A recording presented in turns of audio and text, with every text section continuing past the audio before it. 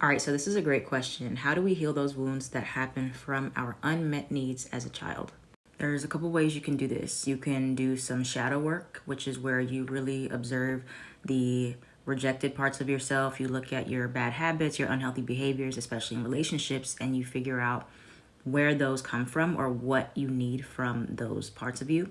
Or you can really work on light work, which is kind of like replacing those darker parts with light, like positivity or reaffirming affirmations, things like that. So Gemini, it's kind of like reflecting on which ways do I suppress my creativity, where do I suppress my communication or overcompensate for my communication or my need to feel heard.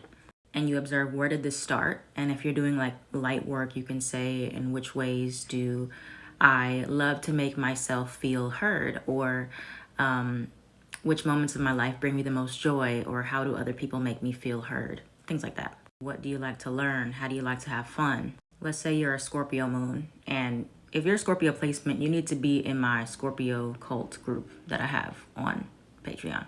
The wait list is open. I'll teach y'all more about shadow work and light work closer to May, but I'm gonna teach you. But yeah, for Scorpio moon, observing where your betrayal wounds first started, your trust issues first started, most likely with the mother figure or a stepmother figure in your life. And you would dive deep into how can you develop a better relationship with trust, trusting not only other people, but trusting yourself. Because when we are betrayed, we do not trust ourselves anymore. Like, we feel like our intuition is off sometimes. So it's like you have to rebuild that relationship with trust with yourself and your boundaries with yourself in order to trust other people. So light work being, what are words you need to hear from others in order to feel safe, and what moments make you feel the safest and the most understood. For Libra moon, you may want to observe where the habit of people pleasing or mirroring other people's behavior instead of being honest about your feelings started, most likely from the mother figure in your life. So like, in what ways do you neglect your own feelings to make sure other people are happy or other people are comfortable or not uncomfortable?